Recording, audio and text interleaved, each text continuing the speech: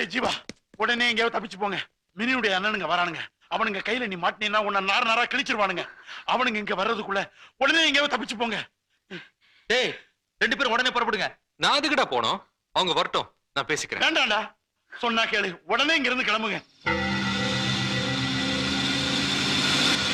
சொல்றாங்கல்ல, வா ஜீவா, வாங்கறல்ல.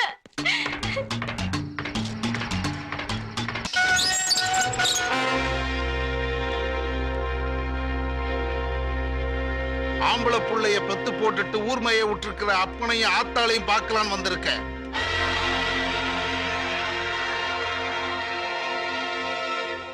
ஓ மவனுக்கு உடம்புல திமிரு அதிகம்னா எங்கேயாவது இருந்த 5-6 எருமையை கொண்டாந்து விடு, திமிரு அடங்கட்டும். இது வரைக்கும் நீங்க விஷயம் என்னன்னு சொல்லல. தரையில பாதம் புண்ணாயிடும் இந்த தோல்ல போட்டு வளர்த்தையா அவளை இழுத்துட்டு போயிட்டான். நீ ஊர்மையை பெத்து விட்டு இருக்கிய அந்த நாய் நாய்.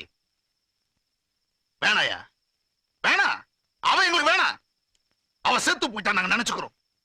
ஆனா அவன் இந்த உலகத்துல எந்த மூலையில இருந்தாலும் சரி, அவன் தலையை சீவாம விட மாட்டாயா. அதுக்கு நீயும் உன் பொண்டாட்டிய சாட்சியா இருந்தா கூட எனக்கு ஒன்றும் கவலை இல்லை. கவலை இல்லையா? என்ன வண்டிய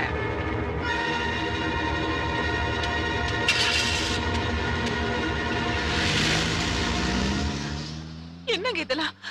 நான் உடனே ஜீவாவை பார்க்கணும், வாங்க போலாம்.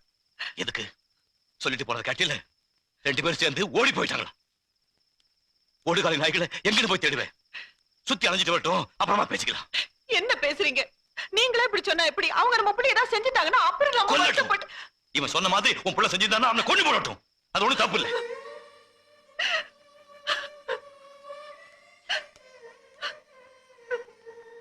நீ அழற அழ வேண்டியன்னா தப்பு பண்ணிட்டேன்.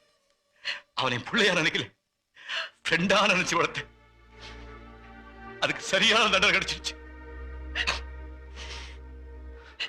வந்தவன் எவ்வளவு அசிங்கமா பேசி போன பாத்தியா? இவனே எப்படி இருந்தா இவன் தங்கச்சி எப்படி இருப்பான்?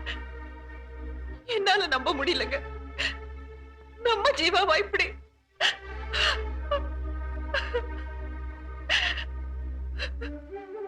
சரி, இப்ப நான் என்ன செய்யணும் சொல்லு, செய்யறேன்.